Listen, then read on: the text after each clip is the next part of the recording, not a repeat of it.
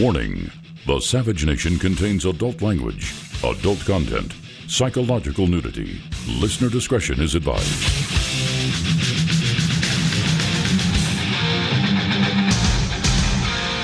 And now, America's most exciting radio talk show, The Savage Nation, home of borders, language, culture. And here he is, winner of the National Radio Hall of Fame Award, Michael Savage. Let's look at Afghanistan. If you were president, would you pull the boys out of Afghanistan? Get out as soon as I could. Now, you have to understand, Michael, I'm a very, very hawkish person. I believe in really strong military, stronger than what we have right now. Right. I believe in all of that. So do I. What we are over there is policemen. Yes. What we are over there is policemen. You know, we didn't lose a war. If we pulled out, we won the war, but we're policemen over there. We're not meant to be policemen. There's a moon out tonight. Let's go strolling. There's a girl in my heart. Whose heart I've stolen. This is Michael Savage live after the big eclipse. Seems to me the nationalist agenda has been eclipsed. Yeah, I think so. We've gone from Goldwater to Coldwater in one administration. I mean, I'm a Goldwater kind of guy. Remember old Barry Goldwater? Most of you don't know who he was. But he said some things that needed to be said, and I wonder if we have that sound, Robert. Do we have old Barry Goldwater? If we do, let's hear it so the people know what's what. Go ahead. I would remind you that extremism in the defense of liberty is no vice. Right on! And let me remind you also that moderation in the pursuit of justice is no virtue. So now you understand where I'm coming from. We've gone from Goldwater to Coldwater in one generation. Bannon is out. And who is in? Aha! Now that is the big question of the day. Who's actually running the government? Is it to sell handbags in Kabul that we're going into Afghanistan? Have we had a soft military coup? I'll let you decide because no one knows.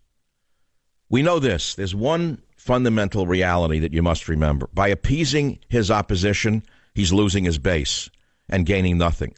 If I've learned one thing in all my years in radio, which is the minute you move over to the other side and try to gain their trust, A, they're never going to give it to you, and B, you're going to lose the people who came to love you.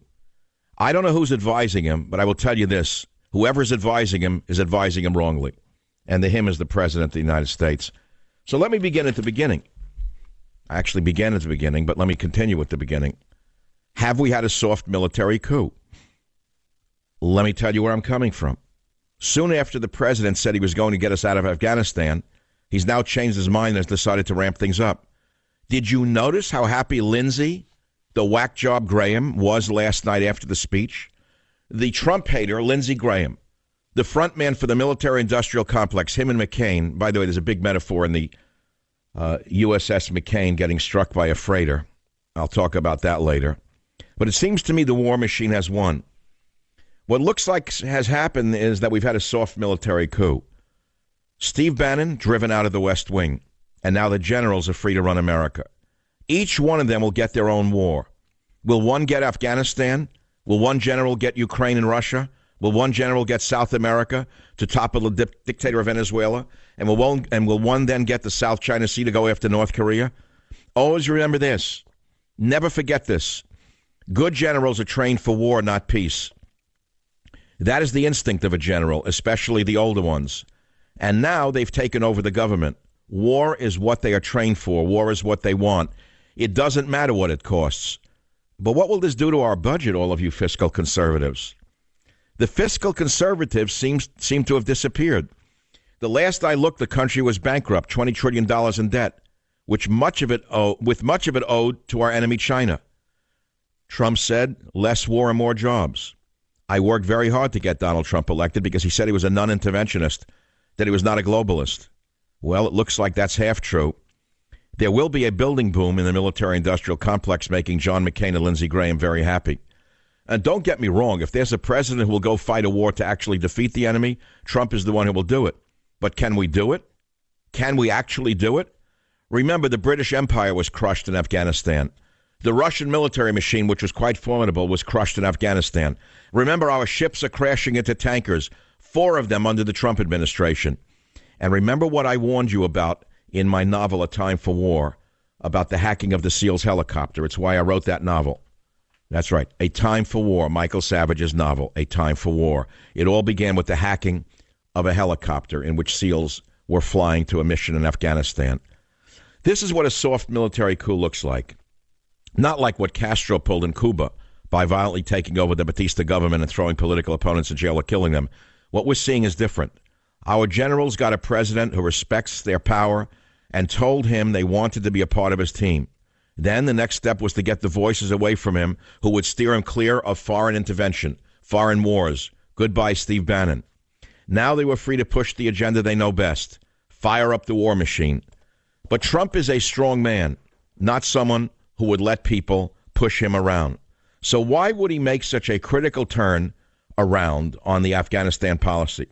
You're not going to believe this, but according to the New York Post, owned by Murdoch, National Security Advisor H.R. McMaster used a 1972 photo of Afghan women wearing miniskirts in Kabul to help convince President Trump to stay the course in Afghanistan!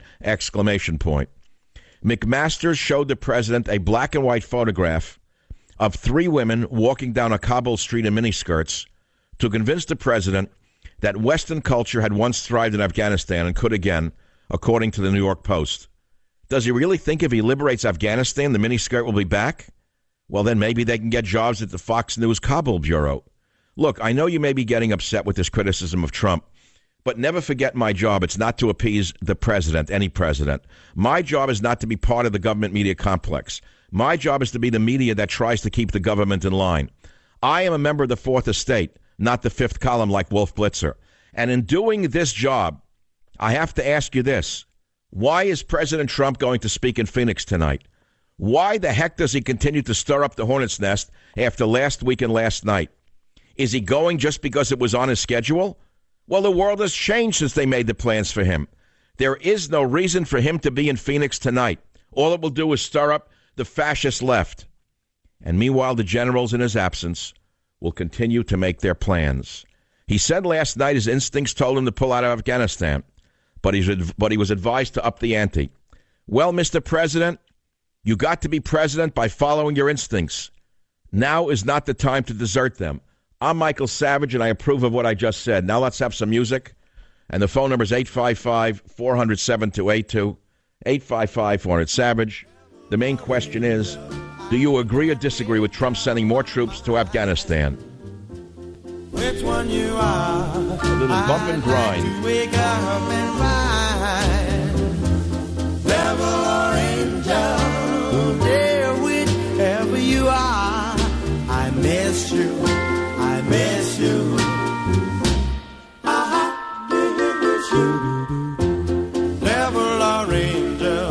Do you agree or disagree with Trump sending more troops to Afghanistan? Well, let's look at that a little clearer. There's another little side story that's somewhat related to this.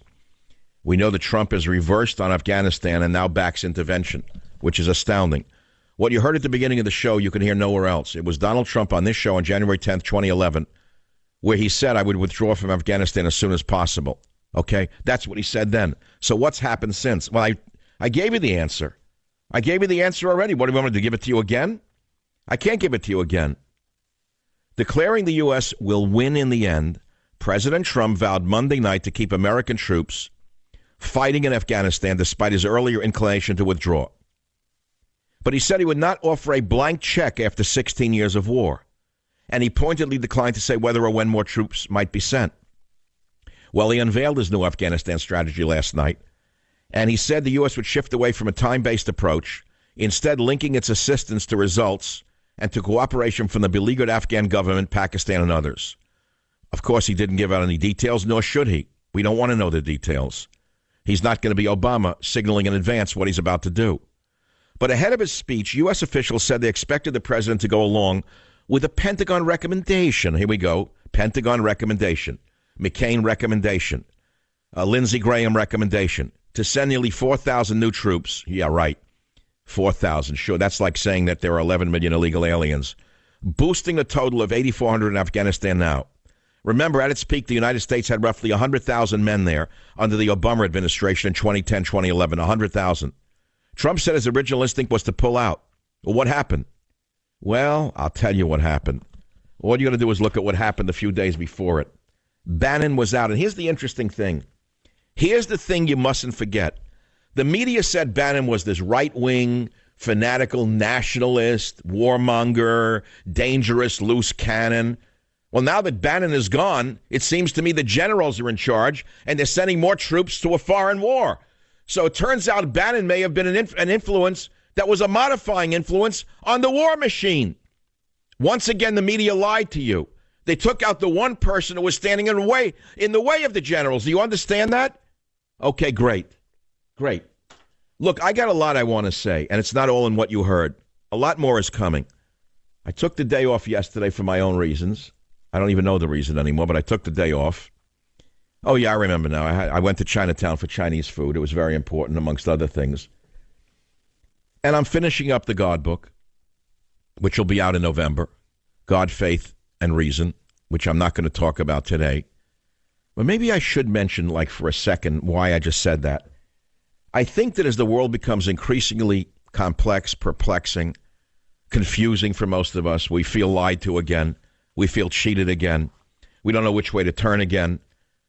First, we had Obama's reign of terror for 8 straight years. Then we had hope for 9 straight months. Now we don't know which way to turn. I think many of you who listen to this show are going to turn within and turn back to your spiritual base. I have an instinctual feeling that all of America is going to turn back to God. God has been kicked out of the marketplace of ideas.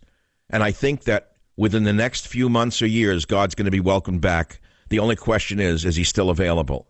This is the Savage Nation. The phone number is 855-407-282. We've gone from Goldwater to Coldwater in one generation.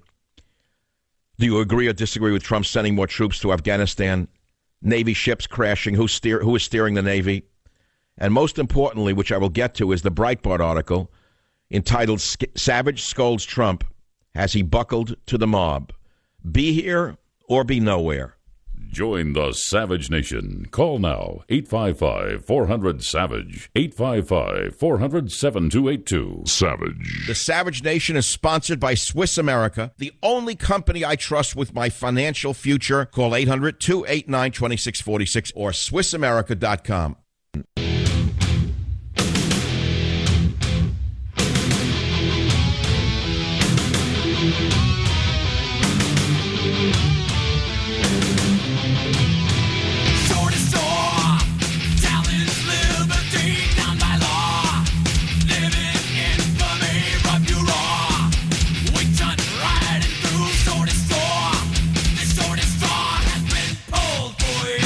Shortest straw. Looks like we pulled it again. Looks like we pulled the shortest straw all over again. It's all a straw game.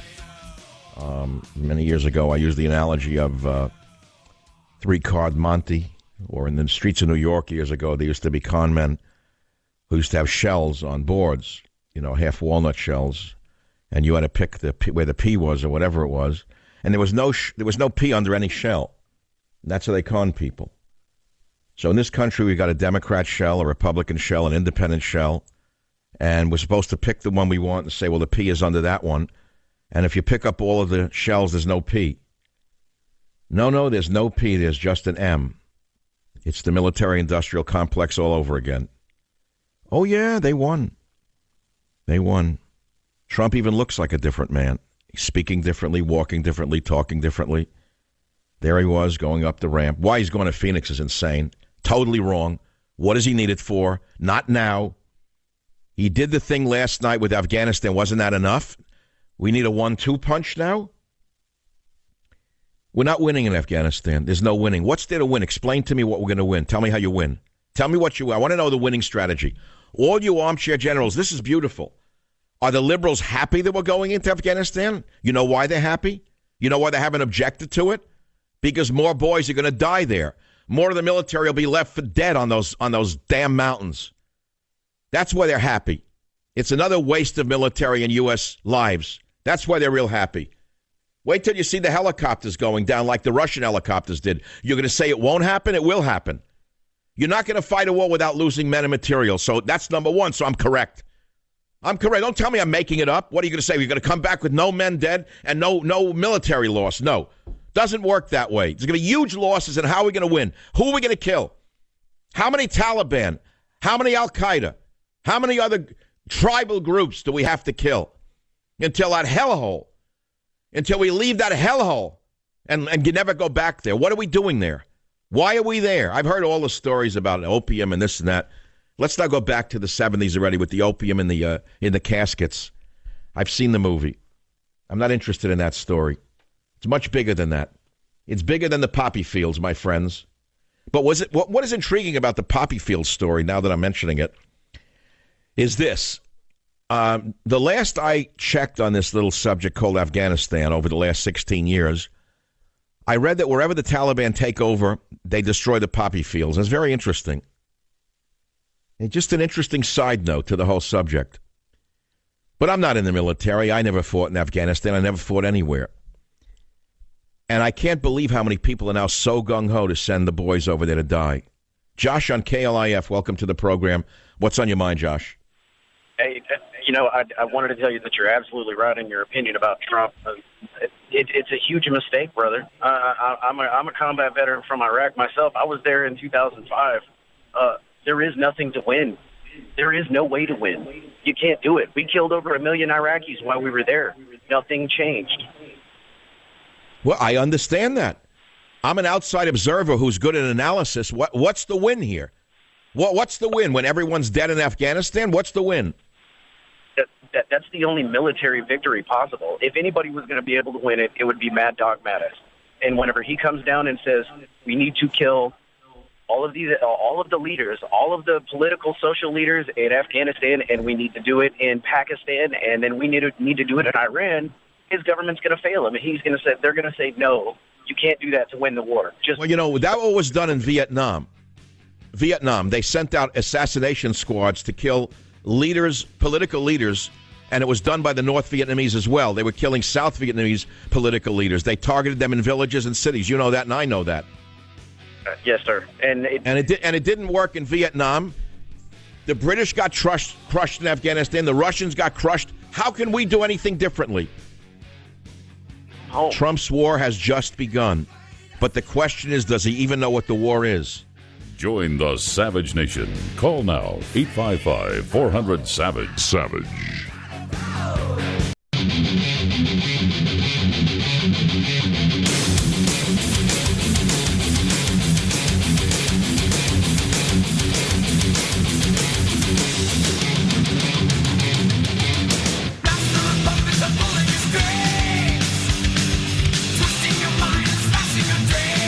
Hang in there, Teddy. Get ready for a rough ride, Teddy. On a Mach 3. Taking it up to Mach 3. On the Savage Nation!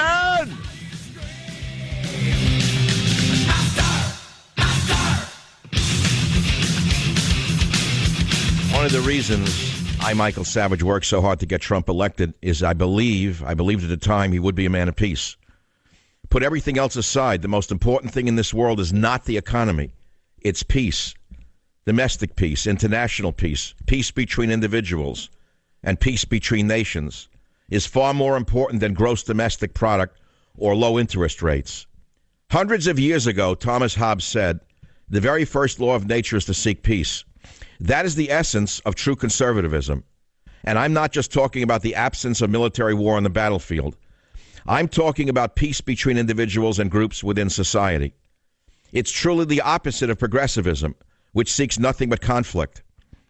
They promote conflict between people of different racial groups, different sexual orientations, and different income levels. They even promote conflict between men and women. The spoiled brats who looted and pillaged because Hatchet Hillary lost the election don't understand any of this. They don't understand the connection between armies fighting on battlefields and classes fighting within society. That's because their liberal school teachers and professors never taught them the true nature of government. Government is force. That's all it is. It's the pooled capacity for violence of every member of society. It's the societal equivalent of a firearm for an individual. It's only supposed to be used defensively to protect innocent people from aggression by others. I wrote that in Trump's War, in the chapter Trump's War Against the War Machine, page 139. Every once in a while, a book comes along that is more than a mere throwaway book for a few bucks. What I just wrote to you will live for a long time. But the words are more important than whether or not this book lives for a long time. One of the reasons I worked so hard to get Trump elected is because I believed he would be a man of peace. Domestic peace, international peace, peace between individuals, peace between nations. That is what I wrote. That is what I believe. And yet the vermin in the media will mischaracterize everything that I say. And they, the warmongers, the Wolfie Blitzers, the Jake Tappers, the Andy Coopers, they are the warmongers, not me. Everything is upside down. So let's focus on what is. In my hands, I have Trump's tweets on Afghanistan. October 7th, 2011, 2:43 p.m. When will we stop wasting our money on rebuilding Afghanistan? We must rebuild our country first. March 12. Afghanistan is a total disaster. We don't know what we're doing. They are, in addition to everything else, robbing us blind. August 21, 2012. Why are we continuing to train these Afghanis who then shoot our soldiers in the back? Afghanistan is a complete waste. Time to come home. January 11th, 2013. Let's get out of Afghanistan. Our troops are being killed by the Afghanis we train, and we waste billions there. Nonsense. Rebuild the USA. January 14th, 2013. I agree with President Obama on Afghanistan, he wrote. We should have a speedy withdrawal.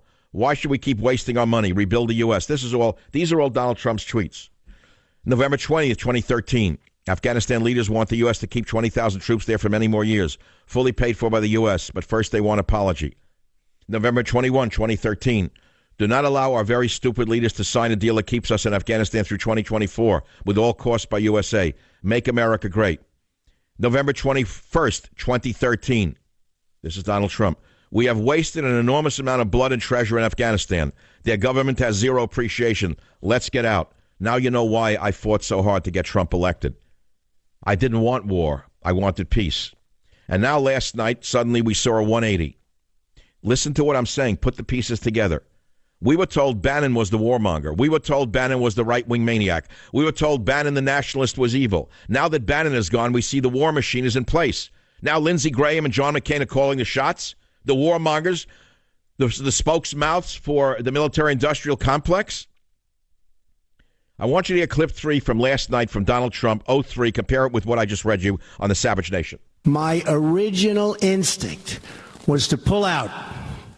And historically, I like following my instincts. But all my life, I've heard that decisions are much different when you sit behind the desk in the Oval Office. In other words, when you're president of the United States. That's nice to hear. Gee, had I only known. I kind of thought that decisions were decisions. What do you mean you changed your opinion once you were the president? What, you didn't know what was going on in Afghanistan? You said you did. What's there to know? What did you learn about Afghanistan, Mr. Trump, that you didn't know before? What could you have learned? What magical information was presented to you by the generals that you suddenly went against your own instincts? And I ended today's monologue with this statement. He said last night his instincts told him to pull out of Afghanistan, but he was advised to up the ante. Well, Mr. President, I said, you got to be president by following your instincts. Now is not the time to desert them. You know, I'm getting ahead of myself. I'm so excited today about the military coup that has occurred and the reversals I'm seeing. And you haven't seen anything yet. The next one's going to hit you all of a sudden. All the wind will be taken out of your heart. If Donald Trump reverses on immigration and he grants amnesty to all of those illegal alien children on DACA, it's not only all over. Something terrible is going to happen in this country. Something very, very terrible is going to happen in this country. If the people who went out of their way to vote for him realize they've been screwed again by the big machine, I don't know how much more this country can hold together. I don't even know where the country is. So his original instinct was to pull out of Afghanistan. And he likes following his instincts, but he changed his mind. And he went on Fox News. Again, no talk radio, only Fox News, which has moved to the left, never appearing before the audience that got him elected, never will appear again. He's told you basically that you don't exist. All you Eddies and Ediths, you don't exist anymore. Only the girls on Fox News, the striptease show exists. Listen to clip 4 of Donald Trump. I arrived at 3 fundamental conclusions about America's core interests in Afghanistan. First, our nation must seek an honorable and enduring outcome worthy of the tremendous sacrifices right out of Nixon's that have speech. been made, especially the sacrifices of lives. Okay. The men and women who serve our nation in combat deserve a plan for victory. They deserve the tools they need and the trust they have earned to fight and to win. What's the winning? What's the winning strategy? Who's the enemy? How do you distinguish the enemy from your friendly Afghanis who are shooting our troops in the back? How do you take all these tribes and turn them into a nation? There is no Afghanistan, by the way. It's an invention. It was created somewhere around World War I. There is no Afghanistan. It's an invention. The big powers got together and made up a nation. What do you think? They all love each other? So what is the outcome here? How do we know we won? What statues come down and what statues go up? Who's in charge? Is it when we see McDonald's all over Afghanistan serving camel burgers? When we see the former members of the Taliban putting down their AKs and putting on little white hats and serving French fries? Is that when we will see victory? When the girls of Kabul wear mini skirts, is that going to be victory? I don't know. What does victory look like in Afghanistan? Now, you can blame Obama all you want. You could say, well, he inherited it from Obama. Well, you could say, oh, Obama inherited it from Bush. So, I don't know who started the war, nor do I care. The issue is who's going to end the war. A great man has the guts to pull the troops out, not put the troops in. And he should have pulled them out. First, our nation, he says, must seek an honorable and enduring outcome. That's Nixonian. Honorable and enduring outcome. Well, what is that outcome? Oh, worthy of the tremendous sacrifices that have been made, especially sacrifices of lives. So, in other words, you've got to kill for peace. That was a Vietnam strategy. Remember that song, You Got to Kill for Peace, Robert? You were a wee lad, I think, at the time, possibly not even born. But there was a song during Vietnam that was called You Got to Kill for Peace. I guess that's what we're going through again. And since I lived through those years, I don't want to live through them again. But boy, oh boy, are we going to live through them again. So here we go. But in clip 8, he covers his bases by saying we're not going to use the military to construct democracies. We're not nation building, you see. We're nation destroying now. Well, if not nation building, what are we going to be doing there? Killing? Who are we killing? I'd like to know who the military wants to kill in order to have peace. Who's the target in Afghanistan? Can anyone sitting and tell me who they are? Who's the target? Oh, Taliban. Who are the Taliban? The Taliban are to the Afghanistan what the American left is to America. The Taliban are the Antifa of Afghanistan. Did you know that? We have our own domestic terrorists. What are they doing about them? And by the way, what is he doing in this fight against Islamofascism around the world right here in America? What happened to the war domestically against Islamofascism? When did that go away? When did that end? When has the immigration from these dangerous countries come to an end? It hasn't. There's a lot of problems here. Someone said to me that in the big picture, in the big strategy, they're trying to stop the reemergence of the Ottoman Empire, which Turkey is pushing. Turkey wants a new Ottoman Empire. Those of you who know history know what I'm talking about. They want a new grand Muslim caliphate, an Ottoman Empire ruled by Turkey. That's the grand plan. And by inserting 20, 100,000 troops, million troops, we don't know how many, into Afghanistan, what we're doing is protecting the Middle East from the takeover of a linchpin nation that will run from Pakistan to Turkey. That may be the strategy. How long can we sustain this Hessian force? How long can Rome continue to send the legions into faraway places? Moreover, the average Roman, if you look at Roman history, did not care what was going on in foreign countries. They didn't care what went on in Germania. They had no care for anything that went on where the legions were crushing opponents of the regime. The average Roman cared about the pebble in the shoe. I've told you this for 22 years. What is the pebble in the shoe to you today? It's the economy. It's peace in America. We don't give a rat's behind about another mountaintop in Afghanistan. We don't care about another warlord in Afghanistan. We don't care about one Taliban or another in Afghanistan. What we care about is the pebble in our shoe, and that begins here in the streets of America. We have a domestic terrorist force called Antifa. We have another domestic terrorist force called Black Lives Matter. We have a leader of these forces that's far more deadly, in my opinion, than any Taliban leader you may find in Afghanistan. His name is George Soros. George Soros is funding all of these anti-American street thugs. Where is the Department of Homeland Security on this? Nowhere to be seen. And that's what the pebble in the shoe is, my friends. And some of these pebbles are now the size of rocks. I'll be right back. I have to take my sandal off and get the pebble out of my sandal. Join the Savage Nation. Call now, 855-400-SAVAGE, 855-400-7282. Savage. The Savage Nation is sponsored by Swiss America, the only company I trust with my financial future. Call 800-289-2646 or SwissAmerica.com.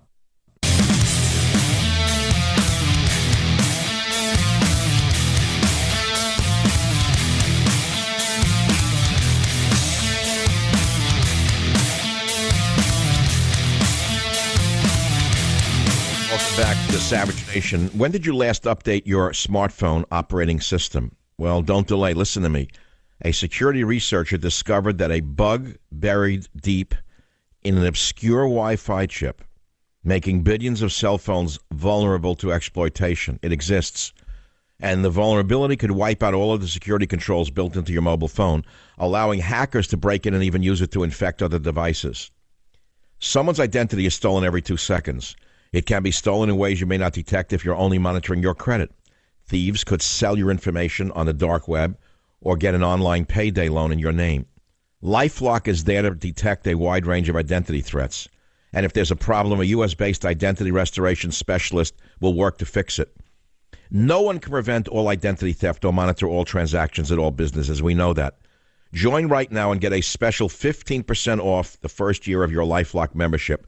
Call 1-800-LifeLock or visit lifelock.com. Use promo code SAVAGE15.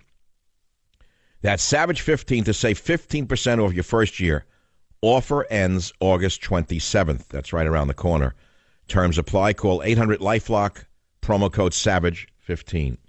The question of the day is, do you agree or disagree with Trump sending more troops to Afghanistan? I totally oppose it. I totally oppose it. I did during the campaign. I do now. Bring the boys home now. If you want to kill the enemy over there, use drones. Use the Air Force. Blow up their training camps. What the hell is the point of sending troops over there? Does anyone know? I don't know why he's sending the troops there, but Donald Trump seems to know. He learned something that I didn't know during the campaign. Here's clip 13 of the president saying why our troops are being sent to Afghanistan. When America commits its warriors to battle, we must ensure they have every weapon to apply swift, decisive, and overwhelming force. Our troops will fight to win. We will fight to win. From now on, victory will have a clear definition.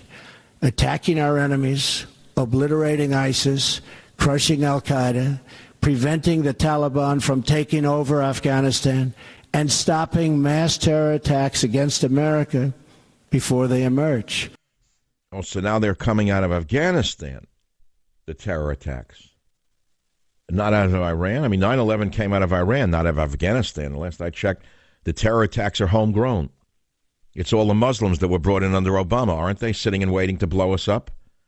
Now, to his credit, there's not been one terror attack in this nation since Trump became president, thank God. So obviously there's much better surveillance of mosques and things like that, even though you're not reading about it. So thank God for that. Oh, just thank God for that. There's been no terror attacks in America. So maybe they got that under control. But going to Afghanistan, I'm sorry, I don't agree with it. I think any military member listening to the show agrees with me. I think it's the folks who don't know what war is who disagree with me. And I know what war is, even though I've not fought in a war. You know, it's like I know Roman history without having lived in Rome.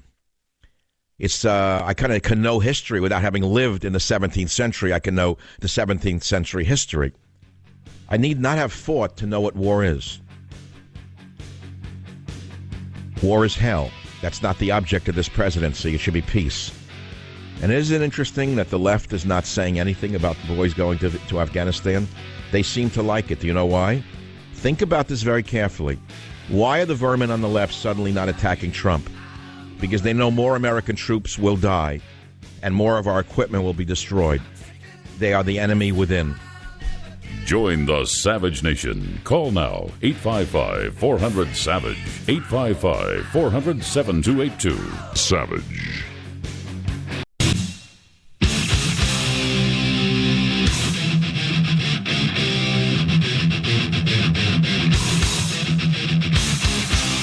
Warning. The Savage Nation contains adult language, adult content, psychological nudity. Listener discretion is advised.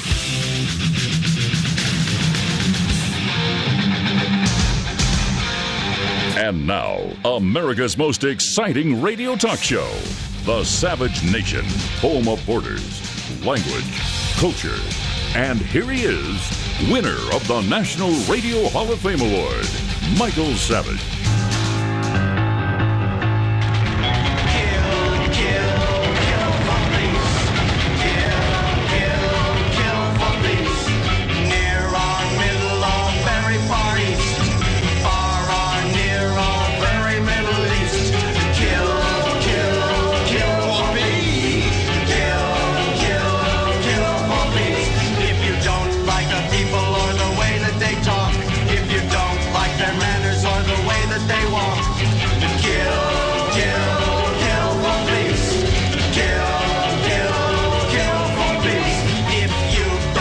Suddenly it's 1965, and fins are back. This is the Savage Nation. Yes, fins are back. Shark fins are back. The soft military coup is back. Notice that John McCain, it's interesting to me, what a metaphor. The U.S. naval ship John McCain strikes a freighter in an absurd accident. And after the last one occurred, I told you it was because it was hacked, in my estimation. I didn't have to be on the ship to tell you that they hacked the ship. But we asked at that time, where were the lookouts? Every ship has a lookout. If I have a boat out on San Francisco Bay and I'm with someone else, he's a lookout. It's a second set of eyes. A Navy ship has lookouts fore, aft, port, starboard, separate from all the electronics. So where were the lookouts? Smoking a joint down below? What were they doing down below? Where were the lookouts? Where were they? Who took them off the deck? They have night vision binoculars these days. You know that? They actually have such a thing where you can see in the dark. I know it's hard to believe. Where were the lookouts? I don't know. Who pulled them off the deck? Strange, isn't it? I wrote a novel a few years ago, called A Time for War. And it began with a U.S. helicopter going down over a valley, Tangi Valley, in Afghanistan, of all places, where Navy SEALs died in a strange incident, a strange crash.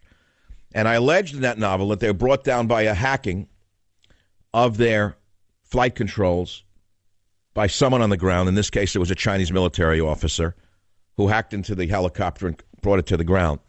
It's eerie that I tell you this.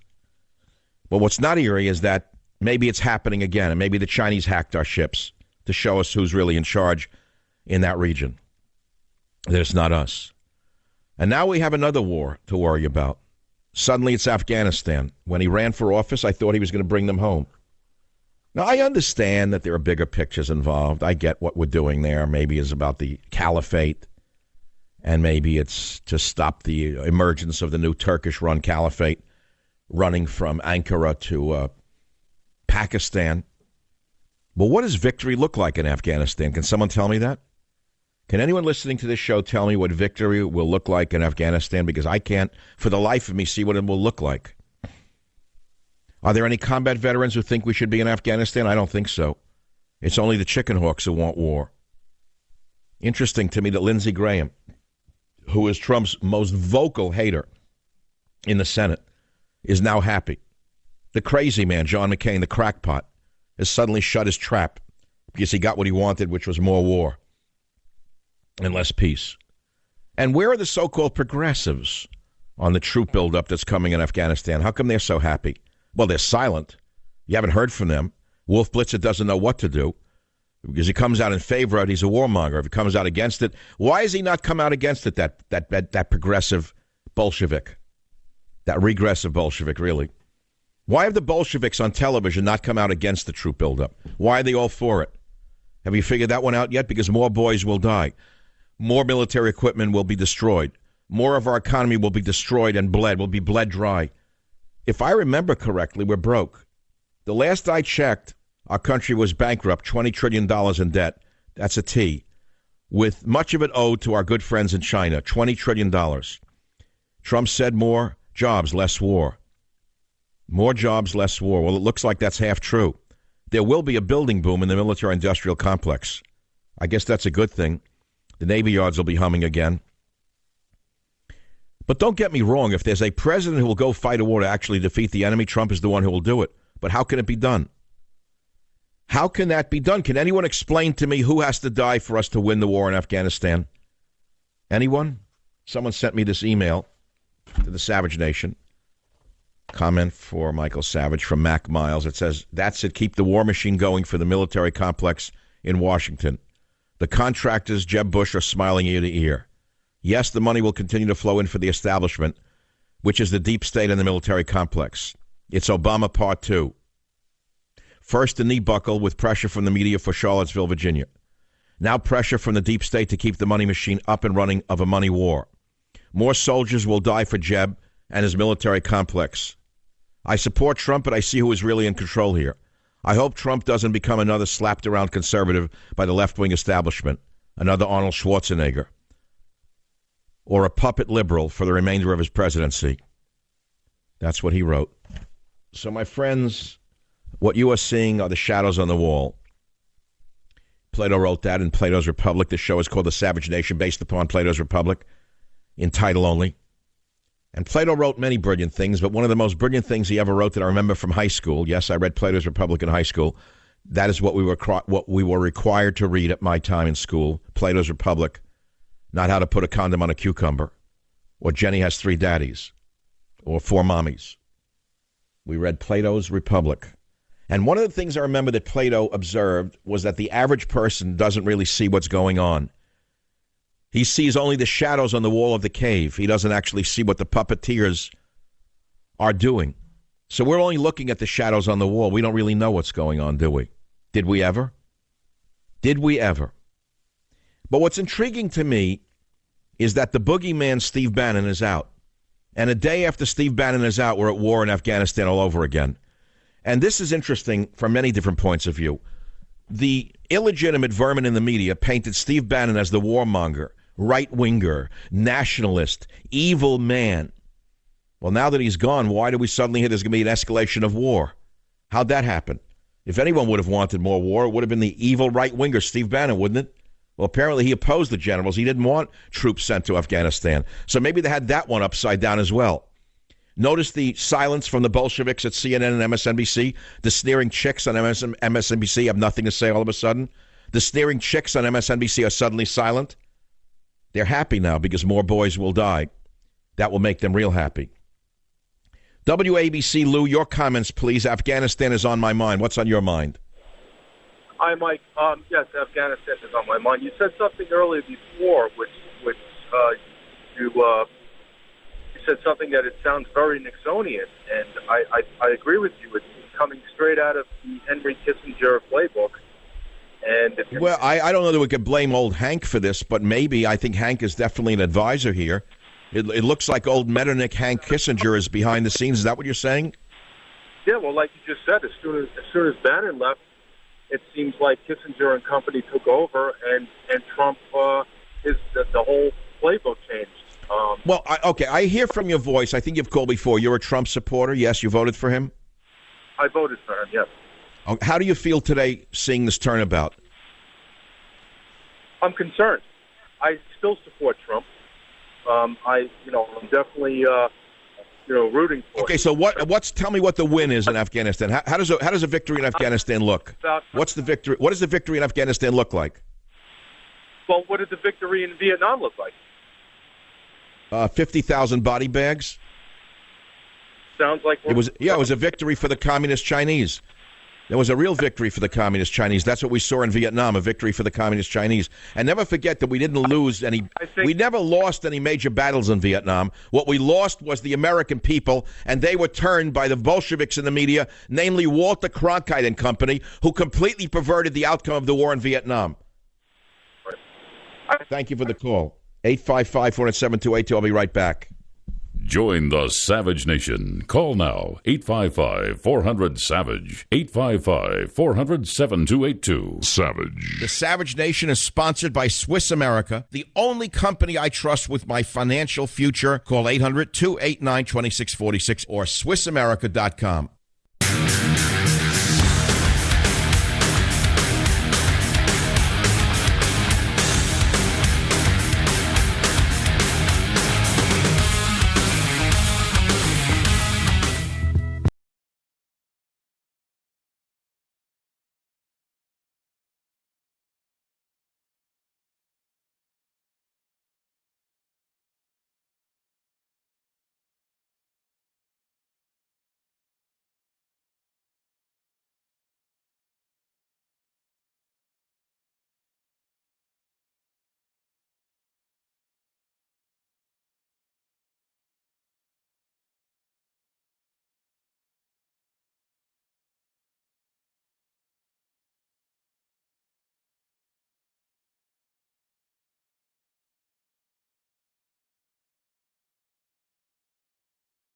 Voted for Donald Trump. Are you perplexed now that you've seen the ship turn 180 and suddenly we're going to send troops over to Afghanistan now instead of pulling them out?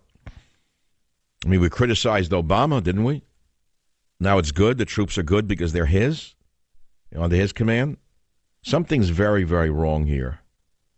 Something's really wrong. Something's really eerie, and the shadows on the wall are not explaining to me why we're doing this. Someone wrote me this.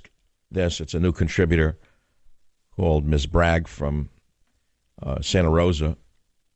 And she says, you ask, what does victory look like in Afghanistan? How about simply not letting Ghani lose power to Turkish-supported Dostum? Now, most of you don't know who Ghani is. And moreover, you don't even know who the other guy is.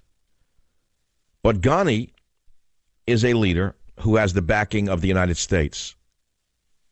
And, of course, he is corrupt like all Afghani leaders are. It's part and parcel of their DNA.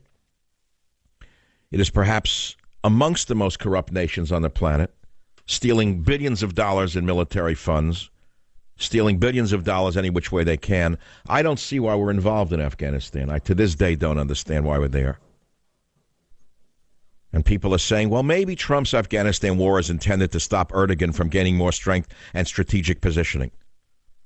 That's a long, long war, she writes, which is what the military-industrial complex wants, right? God help us. God help us. Turkey has one of the most powerful militaries on the planet. We need another war there. Here a war, there a war, everywhere a war. At the beginning of the show, I said we've had a soft military coup. It's really not meant to entertain you. It's meant to alert you. Steve Bannon is gone. He was the warmonger, right? Well, now the generals are free to run America.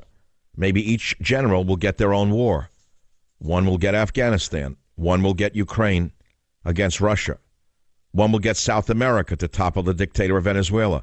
And one general will get the South China Sea to go after North Korea. Isn't that wonderful? America will be great again. Meanwhile, Eddie will be out of job. Edith will be working 3 jobs in a Costco somewhere at midnight to pay the bills. Those of us in the middle class who thought we'd get tax relief with the Republican administration will get what was known in New York as BALT. Yeah, that's what we'll get, nothing. A 0.01.25% tax deduction. That's if we're lucky.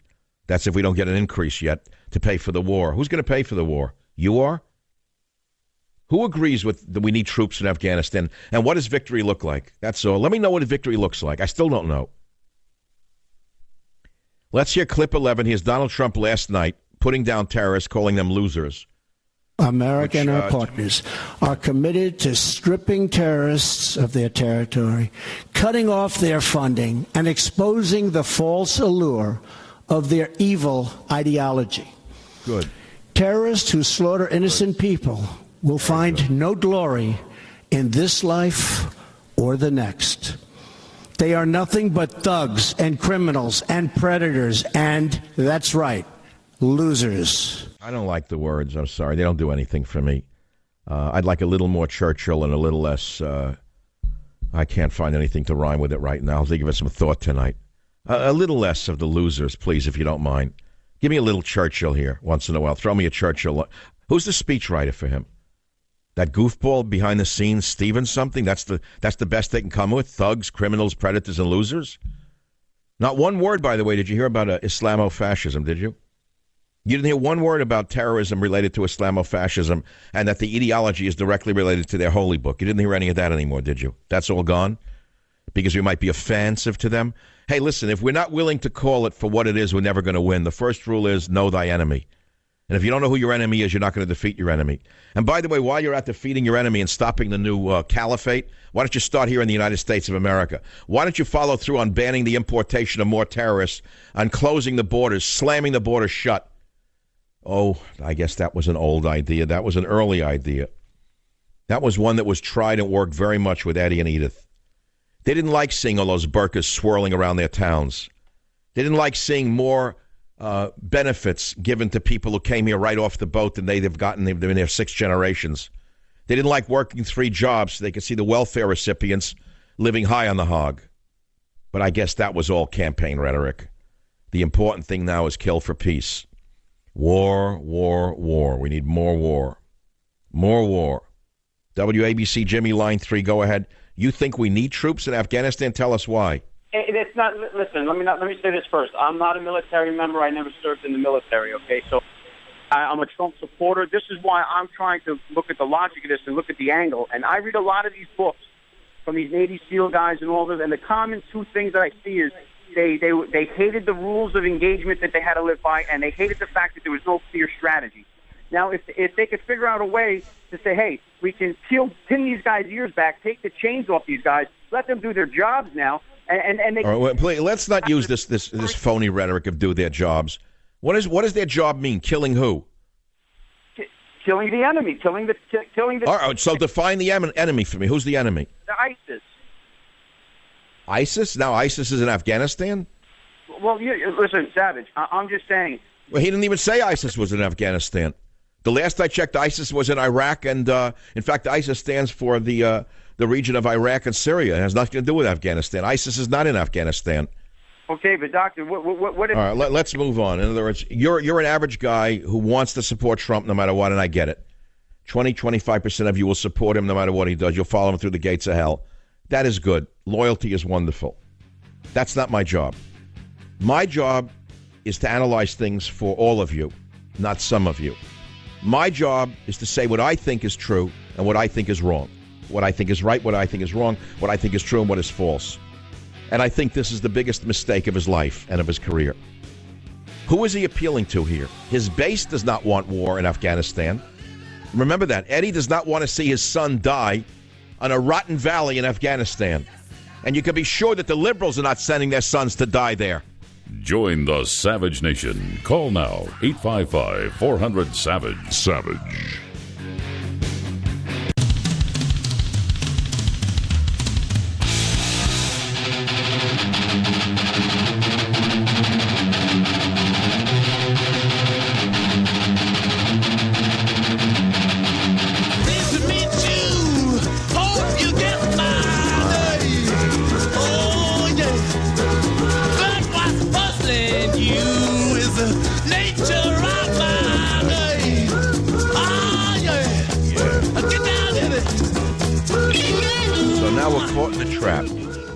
We are all caught in the trap. Welcome back to the Savage Nation. We've gone from Goldwater to cold water in one generation. And the main question today and tomorrow and tomorrow and tomorrow will be, do you agree or disagree with Trump in sending more troops to Afghanistan? At the same time we're asking this question, I'm asking who is steering the Navy. Yeah, that's a big question. Before I go back to the issue of the day, I don't want to lose what I wrote over the weekend that appeared on Breitbart.com, which I tweeted, put on Facebook. It's probably the most important article I've written. Well, it's an article I didn't write. It was written by Adam Shaw of Breitbart, but we had a long interview. And it was entitled, by him, Michael Savage Scolds Trump, Blasts Boston Leftists, and I said Trump has buckled to the mob. It's really not too far from the truth. He's buckled to the left-wing mobs by saying they were beautiful in their protests. That shocked me. And the day later, we're here, we're sending more troops into Afghanistan. Who took over this presidency? I accused President Trump of having buckled to the mob in Boston and warned that if Trump keeps kowtowing to Antifa and other leftist groups, it's all over.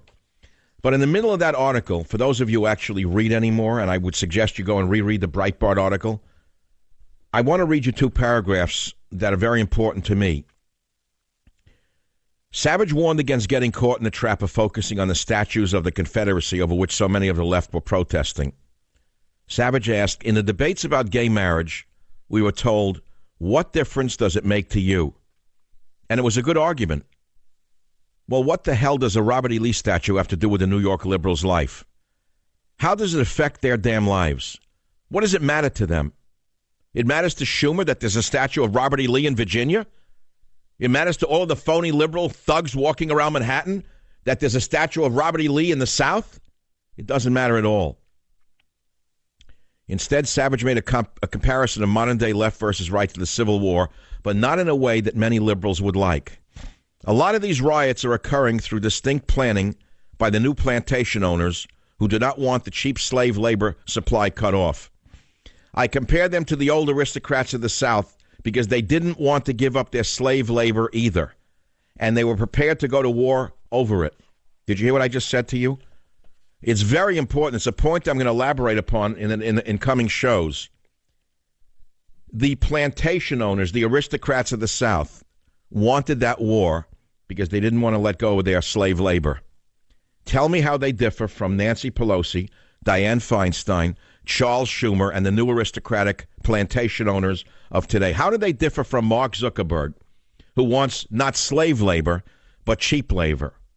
You think Zuckerberg cares about the people from India that he employs? No, he just is a plantation owner who wants cheap labor. Google, Facebook, you name it. The tech giants are the new slaveholders. If not slaveholders, they're the plantation owners, If not slave labor, they want cheap labor. And they don't want the supply cut off, which is why they want open borders, why they want no language, no culture of the Americas anymore, of this America anymore. They're just like the old aristocrats of the South. They don't want to give up their cheap labor. And they're probably prepared to go to war over it. Make no mistake about it, that's what's going on. Savage also tore into their hysteria over free speech. I'm now talking about the left-wing liars, while ignoring terror attacks from Islamic jihadists, noting that not one Islamic terror attack has occurred in the U.S. since Trump's inauguration. Savage said, Islamo-progressive Bolsheviks never once protested, never once said Islam was a threat, never once marched in mass hysteria during all those Obama years of numerous atrocities inflicted upon the U.S. Not the massacre of gays in Orlando, nor the slaughter of fellow workers in San Bernardino, not one march of protest by the phony Bolsheviks. But now a few dozen whites stand up in Boston to express their pride in Western civilization, and the mobs of self-righteous Islamo-progressives shut them down, more threatened by speech than by bombs and bullets. Liberalism is truly a mental disorder, Savage added. Don't miss that. It's in the Breitbart article by Adam Shaw. Michael Savage scolds Trump, blasts Boston leftist. Trump has buckled to the mob. That was bad enough. Now we wake up and so all of a sudden we got a nation-building job going on in Afghanistan. Oh, I know it's not nation-building. That was the old phrase of Bush. We're not nation-building anymore. What are we doing over there? Why are we in Vietnam? I mean, why are we in Afghanistan? Does anyone know? Explain what we're doing over there. Mike on KSVO, you seem to know. I don't. What are we doing there? We're there because Afghanistan, if you take a look at a map of the Eurasian landmass, it's the equivalent of the geographical fence post which humanity swings on. That's a real critical piece of real estate to have presence on, especially the way things are going now. We see communist China making moves, maritime moves. So I assume you're a military man. Is that correct? No, I'm just a guy just like you. I'm just an academic. I have an interest in it. My father was in the military for like 20-some years. Well, then I suggest you go enlist, since you want to defend Western civilization. I suggest, even though you're older, you can still enlist. You and Schumer can enlist. You and Michael Moore can enlist. You can all enlist. You can do something for the war effort. Conversation with you. Thanks for the call. Everybody wants war, but they want someone else's boy to die for it. Particularly the sons of the Confederacy. The grandsons of the Confederacy should go over there and fight for America again. That's what should be done. Send them over there. Yeah, okay. Everybody wants war except the warriors. They don't want war. What's the American interest in Afghanistan? Steve on WFTW in Florida, line 2. Go ahead, please. Yeah, Mike, I think first, President Trump failed us last night when he didn't clearly identify a strategic objective. What exactly are we trying to do over there? I believe, from working with General Mattis in my previous military career, he believes that this is a war on Western civilization. But, again, by clearly identifying our strategic objectives, because we're going to win the operational objectives. We're going to kill them over there. We can win over there. That's not a... But what is the bigger picture? What are we trying to achieve as a nation? We cannot use all of the elements of national power, diplomatic, informational, military, and economic, because the only thing that the Taliban understand is military power. And there's no one that can be reasoned with. I know that you believe that. I know that... Well, no, I don't believe that. I don't believe you can reason with people who are savages like that. Oh, I agree. That's what I said. You can. No, I agree with you 100% that when they're so invested and they're so drunk on their holy book, there's no reasoning with fanatics. Whether they be in Taliban in Afghanistan or the Antifa fanatics in America, you cannot reason with fanatics. Absolutely. The only thing they understand is violence, unfortunately, because you have a semi-civilized society over there with a religion from the, 8th century that's never had a reformation by a guy that came up with this religion, in my opinion, out of some silly dream. But we can't, now, I'm trying to stay focused here. I want to believe that General Mattis and others have advised the president that it's in our strategic interest, national interest, that we need to be there. And the guy that you talked about earlier, that was on right before me, talking about the fence post there, he had a good point. There is a reason for having a military presence in that region of the world so we can influence the neighbor, Iran, to some extent. That's... Well, all right. Hey, I agree with that, but at what cost? What cost in human life and what cost in dollars? Who's paying for this again? We are broke, the last I checked. We're $20 trillion in debt. How much is this goddamn war going to cost us now? No argument there, Michael. All I want from the president is... Well, what do we just keep writing checks to the military contractors because it's in the name of peace? Do you know that nations have gone bankrupt because of wars? You know, Napoleon bankrupted France with his endless wars? Absolutely. And again, I agree with you. But if we don't have a clear strategic objective, and that's what has not been made clear to me. I mean, I spent over 23 years in the Marine Corps. I had 2 tours in Afghanistan, and I actually worked with a Turkish colonel. You spoke about the Turks and how effective their military is, and they have a pretty decent military. But I want a clear strategic objective. What's in our national interest? What are we trying to achieve there strategically? Hey, Steve, I'm not a military man, but I am a pretty clear analyst, and I see no military objective that is achievable. I agree strategically, Mike, because... You were in Afghanistan. Clear something up for me. We're told they're going to go there and kill all the leaders of the Taliban and Al-Qaeda in Afghanistan. Okay, where are they located? They're not sitting in one training camp somewhere, are they? Okay, now we're going to go off on another conversation about fighting a counterinsurgency. And to be able to fight a counterinsurgency effectively, you have to be able to provide security and trust of the indigenous people there. We were able to do that in Iraq, and I also served in Iraq. When we were able to provide security and gain the trust of the people on every street corner, we were then able to get intelligence from those people where we could then find the bad guys. And it's really the same. It's the same counterinsurgency fight in Afghanistan, but without the help of the people there, we can't do it. Now, you mentioned... Well, hold on. So, in other words, first we have to win hearts and minds all over again, correct? I know that's a tired phrase. Believe me. Well, okay, you know where I'm coming from. I hear how fast your mind is. So you know where I was going with that chess move in this discussion. I'm not debating you. I'm actually having a discussion with you. So when I said we have to win the hearts and minds, you know what I was saying. I was saying it's Vietnam all over again. Hey, you're absolutely right. And you know that fighting a counterinsurgency is the ugliest, toughest type of warfare because you don't know who the bad guy is. They're all wearing different crap. You don't know who it is. And it's hard, Mike. It's really hard now. Well, so what is the solution? Let's go the other way. What if we woke up today and Trump had said, because we have no business in Afghanistan, I'm pulling all the troops out by the end of the year? What would have happened? Oh, I'm not. All right. See, we don't know what would have happened. The generals would say that you're going to create a power vacuum into which will come a new terrorist state aligned with Pakistan, and we can't afford that. So we're actually fighting this war or escalating the war for negative reasons. I agree. Is it a direct threat to the security of America? This Afghani thing, this Afghan issue, is this really a direct threat to people in America? You're going back to my original question.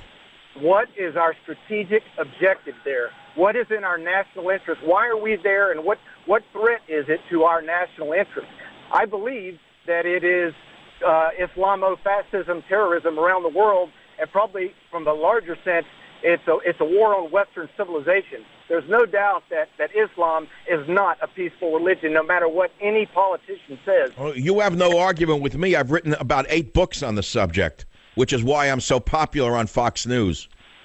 And well, look, I agree with you. There is no objective in Afghanistan, and we're being sold a bill of goods that is undeliverable. This factory cannot produce what they're promising.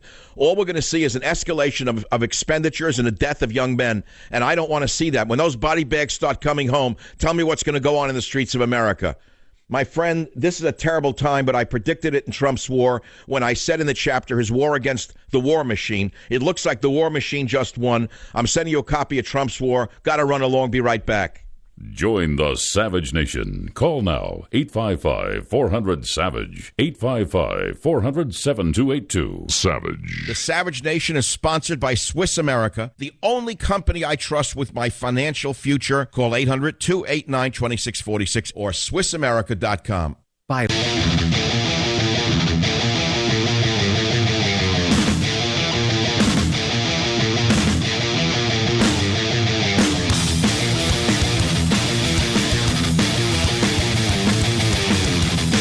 Back to the Savage Nation. Now let's get down to simple reality. Sooner or later, your car will break down. If you have a used car, it's going to happen. It's a fact every car, truck, and SUV owner happens to know. If you're lucky, it'll happen while it's still under the manufacturer's warranty, and the repairs will be covered. But what if it happens after the warranty expires? You could be out of pocket thousands to get it fixed. That's why I recommend getting extended coverage from CarShield.com. A new engine or tranny could cost you over $5,000. Even a simple repair to a sensor can cost over $1,000. Skip that hassle. CarShield makes the whole process easy. You see, you select your favorite mechanic, or you can even go to the dealership to get the work done. And there's no checks in the mail or waiting for reimbursement. CarShield gets the mechanic paid directly. CarShield's administrators even give you the VIP treatment. They'll provide you with 24/7 roadside assistance and a rental car while yours is in the shop, so you're not left stranded in the cold. Listen to me, if your car is 3 to 12 years old, it doesn't mean you have to pay high repair bills. CarShield administrators have paid out close to $2 billion in claims, and they're ready to help you. They're real. They've been around. Save yourself thousands in potential car repairs. Get covered by the ultimate and extended vehicle service protection before it's too late. All you got to do is call 800-CAR-6100 and mention code SAVAGE. Simple. 800-CAR-6100, mention SAVAGE. Or visit carshield.com, use code SAVAGE to save 10%. Write it down. That's carshield.com, code SAVAGE. A deductible may apply. WFNC, North Carolina, George, line 5. Go ahead, please. Yes, good afternoon, Michael. I'm calling because I'm a Black Korean War veteran. I landed at Incheon in 1953, and I also was given top-secret clearance to work on special missiles, nuclear, around New York City. I was born in Harlem and raised in the Bronx. I'm a ghetto kid. But I'm here to tell you that there is some information in 1958 when President Eisenhower announced that we had nuclear capabilities on the 11 o'clock news around New York City. There were millions of New Yorkers who did not know that we had ringed New York City from Brooklyn all the way out to Rocky Point, Long Island, with nuclear missiles because Khrushchev was at the United Nations and coming there threatening the United States of America. And President Eisenhower was privy to that conversation, and because of that, I was given top secret clearance and trained at Fort Bliss, Texas, on nuclear missiles. And we didn't know this. Now, when John F. Kennedy told Premier Khrushchev that if you move past this parallel, we're going to blow you out the water, we were ready for nuclear war in New York City. And many people that were around New York City, because they used to ask me, they said, what do you do? So wait, Joe, I believe every word you just said. Your voice rings true. What you are saying about Trump is what? What I'm saying about Trump is this. The one thing that I didn't hear you mention during the whole course of the show was Pakistan, because I believe that President Trump has a plan to stop the Taliban from skirting into Pakistan. And I believe that back channel information and private information has come to the office of the president. George, you may be right, and that could explain this. That may explain it all. Thank you very much for the call.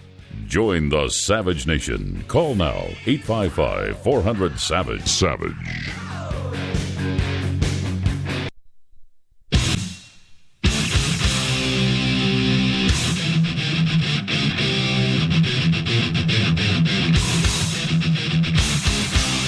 Warning, the Savage Nation contains adult language, adult content, psychological nudity. Listener discretion is advised.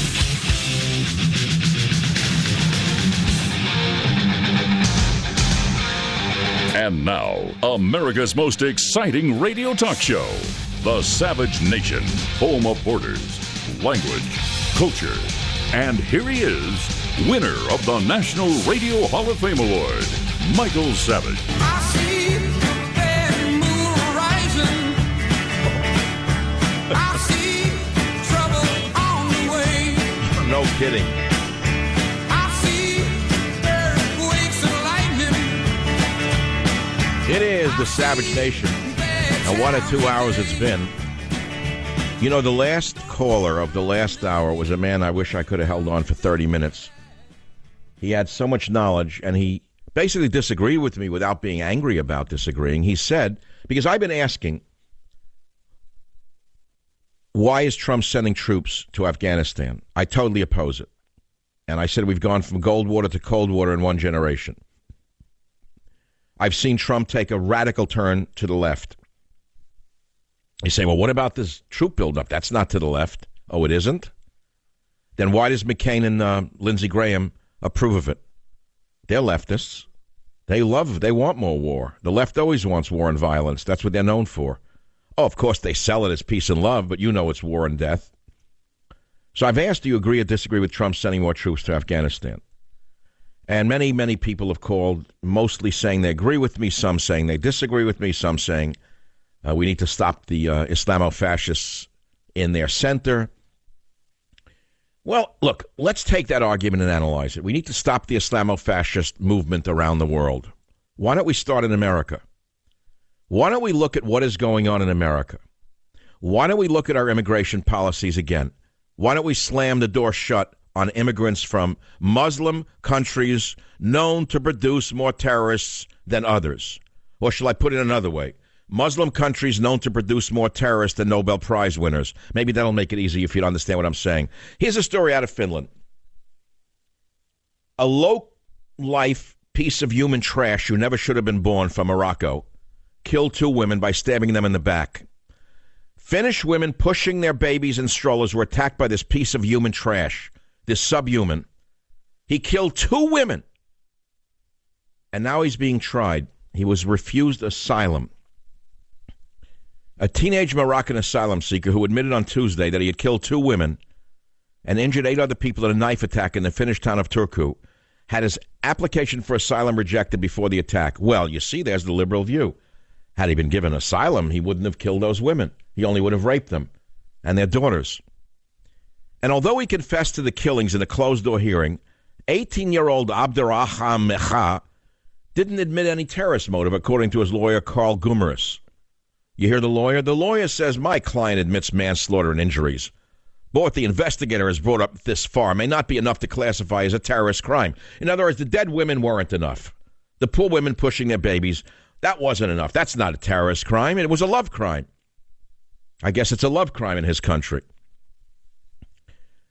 So now they're applying for asylum while this piece of trash is being cared for in a Finnish hospital.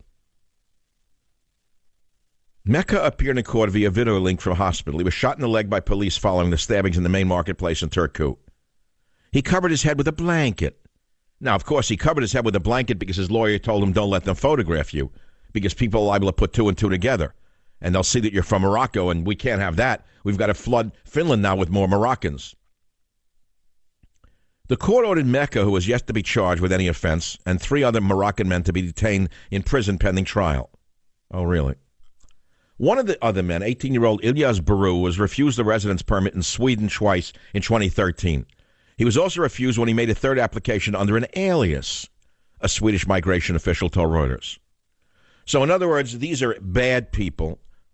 They were not even allowed into Sweden, which has already been overtaken. So now they tried Finland, the other soft target of once Viking men. There are no Vikings anymore except in prison. The only Vikings left in these nations are in prison. They're the enemies of the school moms who are running these countries.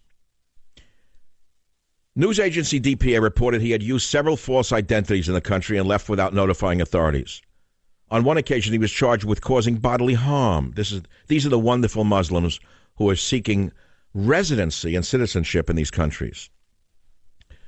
News agency DPA also reported that at least 2 of the other suspects had been in Germany. One had 5 false identities, while an arrest warrant had been issued for another, who was suspected of carrying out theft in Hamburg. People who knew Mecca told Reuters he looked depressed and angry. Police had said he had clearly targeted women in the August 18th attack. Politicians, meanwhile, signaled that Finland, a Nordic country boasting one of the lowest levels of crime, should change its immigration-related policies. Finance Minister Petteri Orpo said the government should consider establishing better-controlled return centers. Really? That's what the Vikings have become? That's what America has become. That's what America has become. They're blaming themselves for not giving them asylum. That's their defense now for letting them stab women in the back. Prime Minister Juha Sipilä called on Monday for political unity to fast-track already planned legislation, giving authorities new powers to monitor citizens online. That's the most they're going to do, is monitor them online instead of throwing them out of the country while they're sitting there festering in those filthy camps. My friends, liberalism is a mental disorder and a very dangerous one at that. And let me tell you something. Going to war in Afghanistan is not going to stop this war on the West. This war on the West is not coming out of a petri dish. This war in the West is not because we killed civilians in Iraq. This war in the West goes back to the 8th century. And only those of us who know history are not condemned to repeat it. Maybe you are. Those of us who know history know that we're repeating history. Islam has been at war with the world since it was founded. One after the other war was a war to conquer and to convert. Do you know that or don't you know that? Well, if you're Wolf Blitzer, you don't know that. If you're Jake Tapper and you studied Media 101, you don't know that. If you are a member of the Fox News Bureau, you don't know that, or else you wouldn't have been hired. Because anyone who stands up to what's actually going on is thrown out of the media, by and large, at least for television. I don't know if it's true in radio anymore. It might be. But who would you have left if I disappeared? How many of us are left? How many of us are left who actually know what is going on? Not only know what's going on, but will say what's going on, even if it means saying some uncomfortable things, in this case about President Trump, because I can see what's going on. I can see which way the wind blows, and I can see the wind is blowing him to the left. They're blowing him to the left. That's not who we elected. We did not elect a leftist. It looks to me like Ivanka and Jared are running the country. Now that they got rid of Breitbart, the senior editor, actually the man who owns Breitbart primarily, Steve Bannon, it looks to me like they're running the country. I saw a very troubling article in the New York Post today, and it was 5 Afghani women in miniskirts. In the New York Post, owned by Murdoch, by the way, not particularly liberal, it's sort of conservative. The New York Post said, this is the picture that This is the picture that made Donald Trump decide to send troops into Afghanistan. I said, what? And it was, 5 relatively attractive Afghani women in 1970s in Kabul wearing miniskirts. And apparently one of the generals, Mr. McMasters, showed the president this picture and said, this is how women were before the Taliban took over Afghanistan. And Donald Trump, I guess, decided right in the moment, right then and there, he decided to send more men into Afghanistan to die, to liberate the women so they could wear miniskirts. I hope that's not true, because if it is, we're in bigger trouble than even you would imagine. So why is Trump sending more troops to Afghanistan when it's an unwinnable war? You can't win there. What's the win? What's the end game? What does victory look like in Afghanistan? Who are the Taliban? Who is Al-Qaeda? How do you tell the difference? Tell me why we're there. KSFO, Chad, line 9. How do you feel about Trump sending troops to Afghanistan? I completely disagree with it. I was looking at a tweet from him back in 2011 when he's agreeing with Ron Paul, saying that it's a waste of lives and money in Iraq and Afghanistan. That's why we voted for him. We don't want any more war. We're sick of this. I'm 29 years old. I've seen too much war already. Okay, well, I guess you don't want to enlist and go kill Taliban in Afghanistan. That's not high on your list. No, I want to bring all the troops home. I think George Soros, and this is another New World Order banker war. I think North Korea, I think they're going to give us more wars than we've seen in the last 2 presidencies. I guarantee it.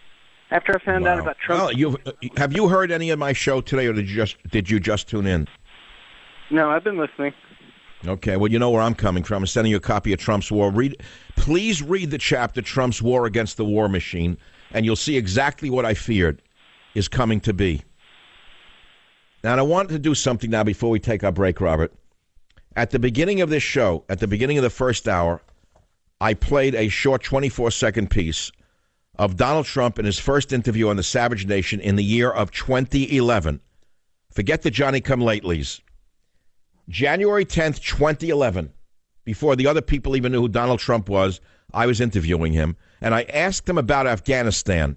If you think I was born yesterday, listen to clip 1 from 2011 on the Savage Nation. Let's look at Afghanistan. If you were president, would you pull the boys out of Afghanistan? Get out as soon as I could. Now, you have to understand, Michael, I'm a very, very hawkish person. I believe in really strong military, stronger than what we have right now. Right. I believe in all of that. So do I. What we are over there is policemen. Yes. What we are over there is policemen. We didn't lose a war. If we pulled out, we won the war, but we're policemen over there. We're not. Yes. Join the Savage Nation. Call now, 855-400-SAVAGE, 855-400-7282. Savage. The Savage Nation is sponsored by Swiss America, the only company I trust with my financial future. Call 800-289-2646 or SwissAmerica.com.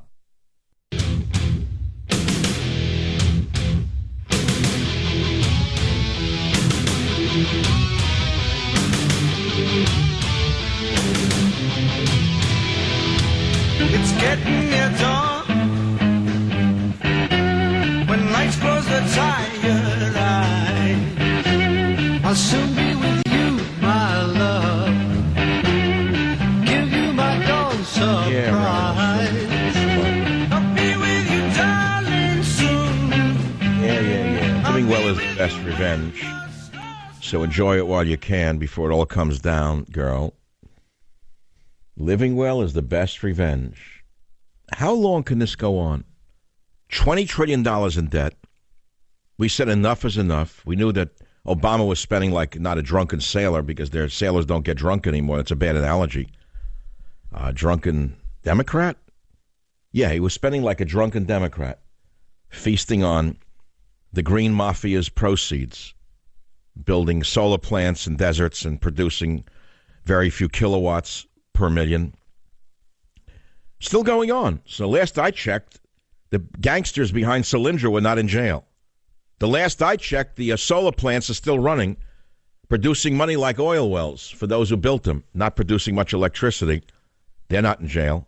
The money's still flowing right into the Democrat machine from the top of the pyramid right down. The last I checked, nothing has changed. The last I checked, the streets of San Francisco are still more broken than those of Kabul. A third world city today has better roadways than San Francisco. San Francisco has a $10 billion. What's the budget in this city? I don't want to get it wrong. I think it's $1 billion. I can't keep up with it. This little provincial city of ours has a budget the size of most nations, and the roads are more broken than those of third world capitals. How is that possible? Who stole the highway money? Where'd the money go? Where do the highway funds go, Governor Brown? You should be looking into this if you want to run again. Yeah, right. At age 95, they're all running. Pelosi's running, he's running, she's running, they're running. Or should I say rolling? They're rolling to office again. Rolling to office, hobbling to office. When do they ever go away? When do they ever leave us? Nothing's changed. Ships are steering into freighters in the middle of the sea. Where are the watchmen or the watch girls or the watch people who are supposed to be on deck? Fore, aft, port, starboard. Where are the watchmen? Where were they? Who is steering the Navy into freighters? Well, I said to you after the first one happened, it was probably a hacking when it first happened. Many of you didn't know what I was talking about. I referred you to my novel, A Time for War, which I think is in paperback. It opens with the crash of a helicopter flying into the Tangi Valley in Afghanistan, of all places. And all the SEALs aboard were killed when the helicopter goes down.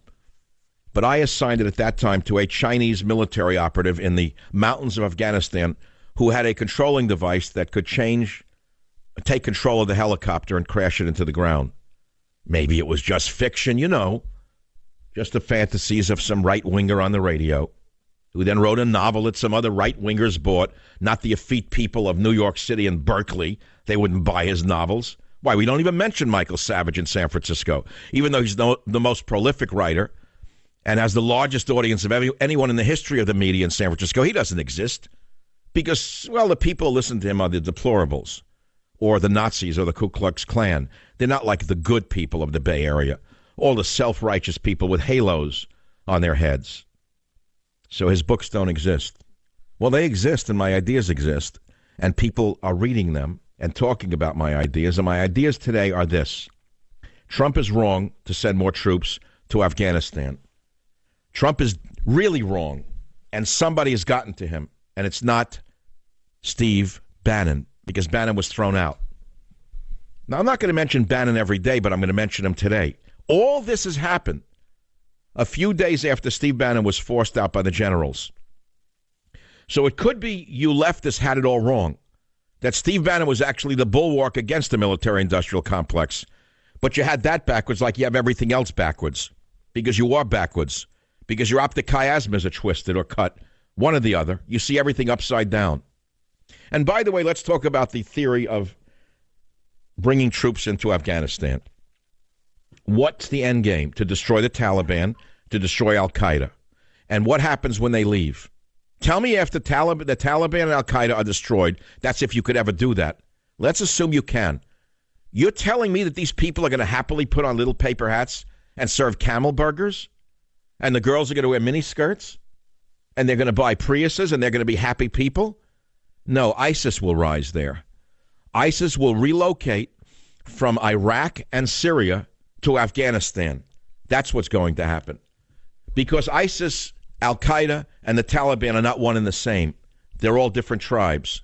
They may all follow the same holy book. That's their cover story. How many of them actually believe it, I don't know. It's like how many Democrats really believe in human rights and civil rights. It's about the same thing. That's the playbook of Nancy Pelosi. Is civil rights, human rights, poverty, the poor. They don't believe in it. That's the playbook. The same with these Islamo-fascists. How many of them really believe it? They get the stupid kids, the morons, the 16, 17, 18-year-old idiots, the brainwashed psychopaths to actually believe it, to put on the suicide vest. Meanwhile, they collect all the money from selling the statues and selling the girls into slavery. You get it? Well, I hope you got it now, because you just got a good piece of advice, which is reality, from Michael Savage. Join the Savage Nation. Call now, 855-400-SAVAGE, 855-400-7282. Savage.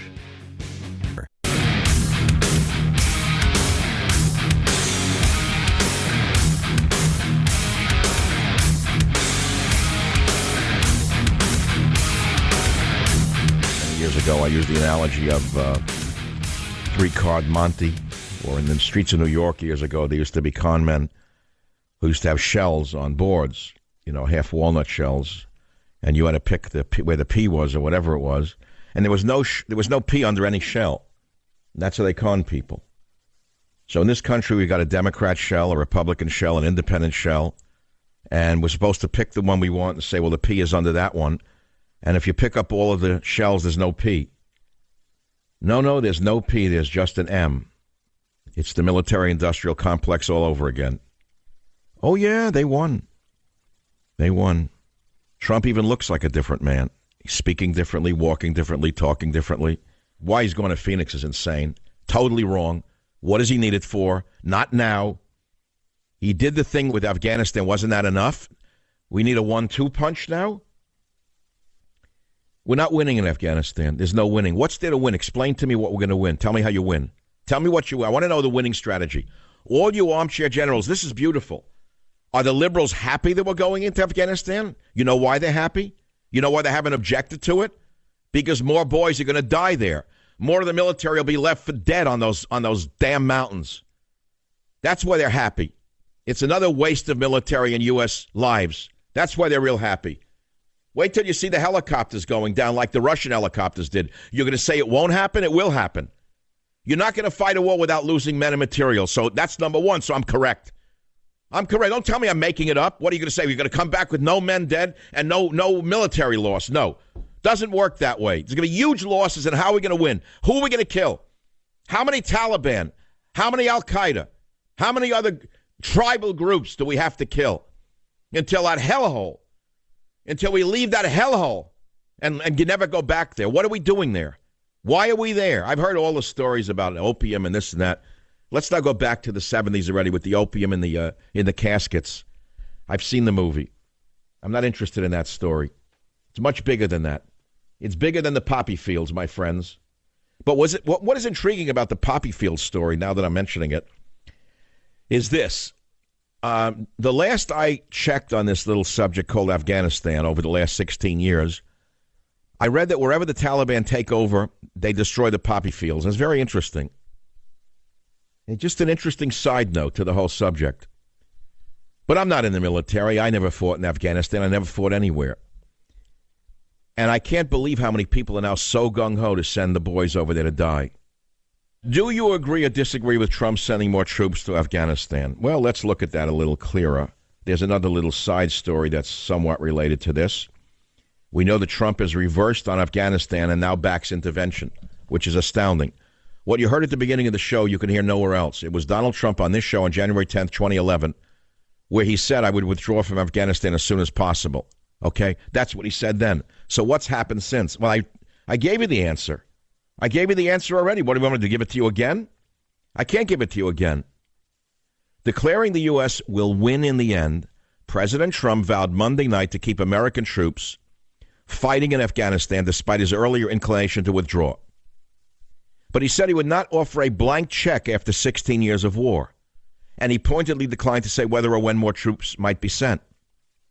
Well, he unveiled his new Afghanistan strategy last night, and he said the U.S. would shift away from a time-based approach, instead linking its assistance to results and to cooperation from the beleaguered Afghan government, Pakistan, and others. Of course, he didn't give out any details, nor should he. We don't want to know the details. He's not going to be Obama signaling in advance what he's about to do.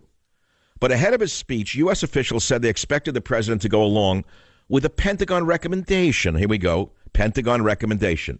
McCain recommendation, Lindsey Graham recommendation, to send nearly 4,000 new troops. Yeah, right. 4,000. Sure, that's like saying that there are 11 million illegal aliens. Boosting a total of 8,400 in Afghanistan now. Remember, at its peak, the United States had roughly 100,000 men there under the Obama administration in 2010, 2011. 100,000. Trump said his original instinct was to pull out. Well, what happened? Well, I'll tell you what happened. All you got to do is look at what happened a few days before it. Bannon was out. And here's the interesting thing. Here's the thing you mustn't forget.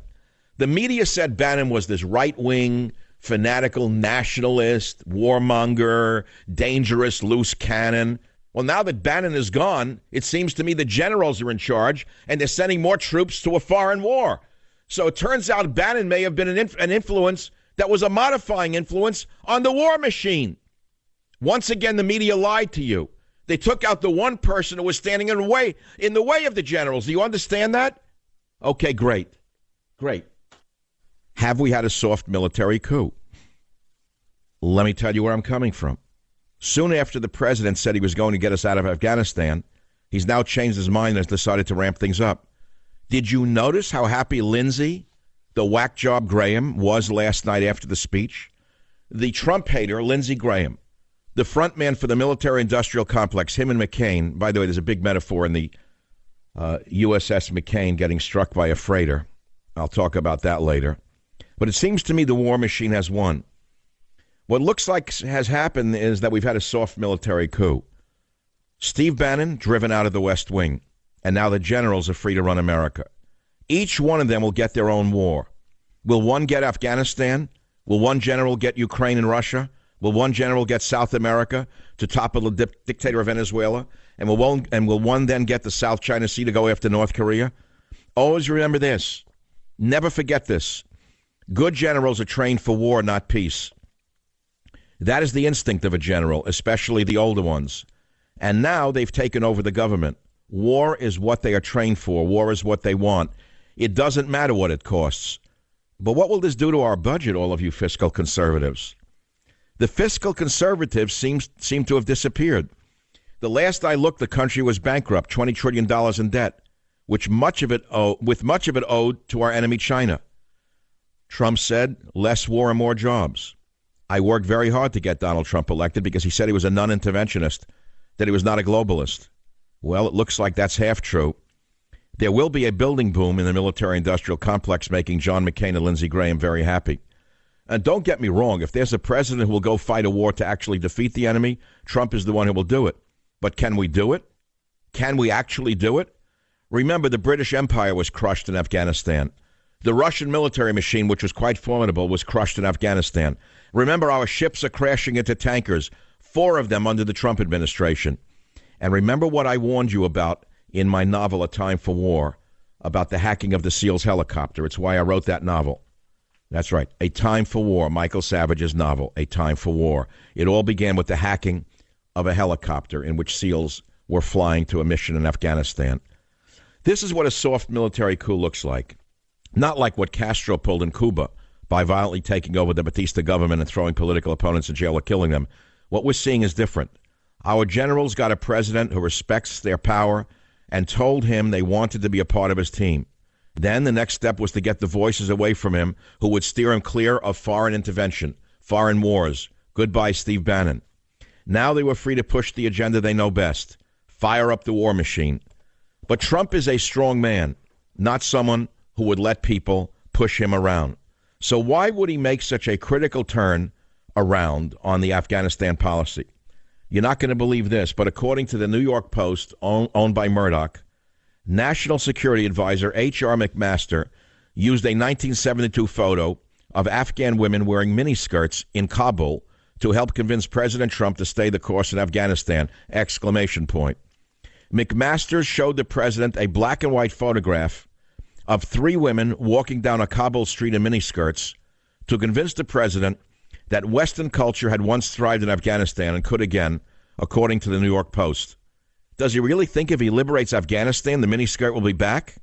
Well, then maybe they can get jobs at the Fox News Kabul Bureau. Look, I know you may be getting upset with this criticism of Trump, but never forget my job. It's not to appease the president, any president. My job is not to be part of the government media complex. My job is to be the media that tries to keep the government in line. I am a member of the Fourth Estate, not the fifth column like Wolf Blitzer.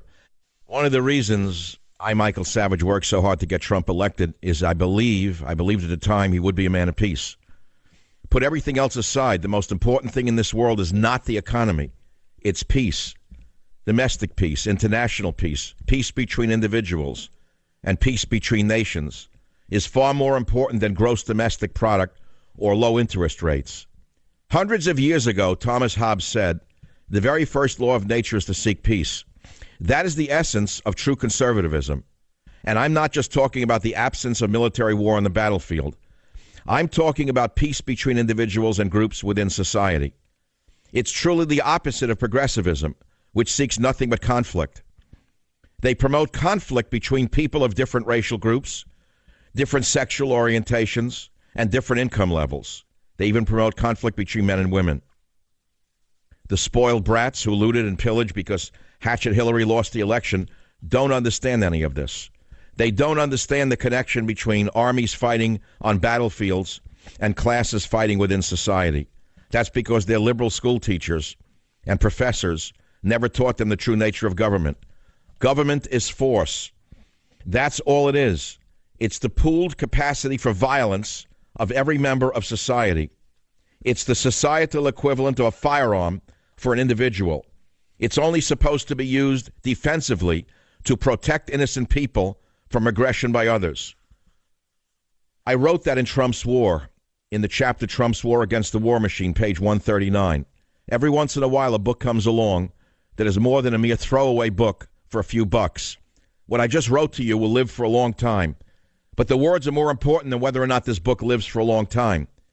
One of the reasons I worked so hard to get Trump elected is because I believed he would be a man of peace. Domestic peace, international peace, peace between individuals, peace between nations. That is what I wrote. That is what I believe. And yet the vermin in the media will mischaracterize everything that I say. And they, the warmongers, the Wolfie Blitzers, the Jake Tappers, the Andy Coopers, they are the warmongers, not me. Everything is upside down. So let's focus on what is. In my hands, I have Trump's tweets on Afghanistan. October 7th, 2011, 2:43 p.m. When will we stop wasting our money on rebuilding Afghanistan? We must rebuild our country first. March 12, Afghanistan is a total disaster. We don't know what we're doing. They are, in addition to everything else, robbing us blind. August 21, 2012. Why are we continuing to train these Afghanis who then shoot our soldiers in the back? Afghanistan is a complete waste. Time to come home. January 11th, 2013. Let's get out of Afghanistan. Our troops are being killed by the Afghanis we train and we waste billions there. Nonsense. Rebuild the USA. January 14th, 2013. I agree with President Obama on Afghanistan, he wrote. We should have a speedy withdrawal. Why should we keep wasting our money? Rebuild the U.S. These are all Donald Trump's tweets. November 20th, 2013. Afghanistan leaders want the U.S. to keep 20,000 troops there for many more years, fully paid for by the U.S., but first they want apology. November 21, 2013. Do not allow our very stupid leaders to sign a deal that keeps us in Afghanistan through 2024 with all costs by USA. Make America great. November 21st, 2013. This is Donald Trump. We have wasted an enormous amount of blood and treasure in Afghanistan. Their government has zero appreciation. Let's get out. Now you know why I fought so hard to get Trump elected. I didn't want war. I wanted peace. And now last night, suddenly we saw a 180. Listen to what I'm saying. Put the pieces together. We were told Bannon was the warmonger. We were told Bannon was the right-wing maniac. We were told Bannon the nationalist was evil. Now that Bannon is gone, we see the war machine is in place. Now Lindsey Graham and John McCain are calling the shots. The warmongers, the spokesmouths for the military-industrial complex. I'll be right back. Join the Savage Nation. Call now, 855-400-SAVAGE, 855-400-7282. Savage. The Savage Nation is sponsored by Swiss America, the only company I trust with my financial future. Call 800-289-2646 or SwissAmerica.com.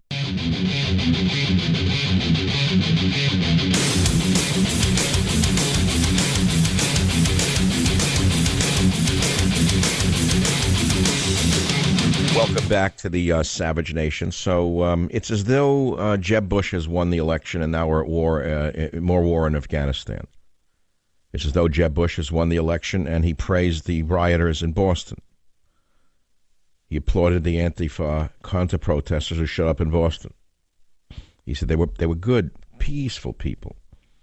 Bunch of idiots, self-righteous, phony college professors who said nothing about all the Islamo-fascist attacks during 8 years of Obama's reign of terror, was suddenly out in force to shout down 50 white people who stood up for Western civilization, not for Ku Klux Klanism or Nazism.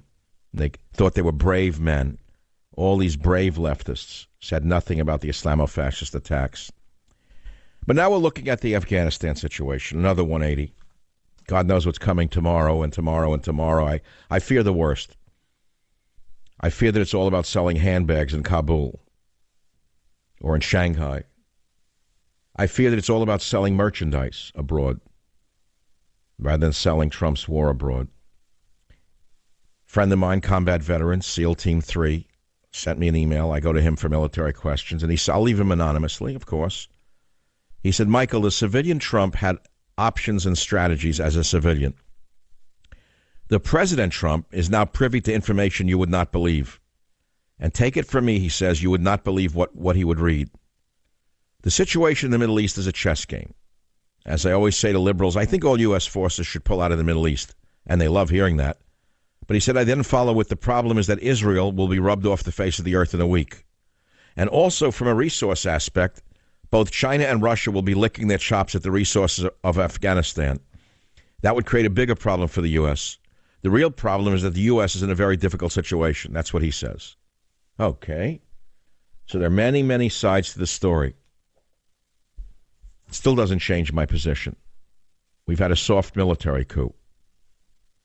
I want the troops home from Afghanistan. I don't want more boys sent there to die in those hills and valleys. There's no need for this. What the heck is the U.S. Air Force for? What were the B-1 bombers developed for, if not to wipe enemies off the map from a far distance without men dying on the ground? Why are we not using more drones, more bombs? We know where their training camps are. There are cluster bombs. There are Tomahawk missiles. We don't have to send men over there. What for? What are you going to do when they're captured and dragged to the streets? Is your heart going to break? Or you'll go to a rave somewhere in a desert? Or get out another pipe full of marijuana? You walk around the streets of San Francisco, you could puke your guts up from all the stoners. A city filled with stupid, stoned people who don't know they're being robbed blind. All the streets in the city are broken, except for two. Those are top Pacific Heights, outside the homes of Pelosi and Feinstein. Put two and two together.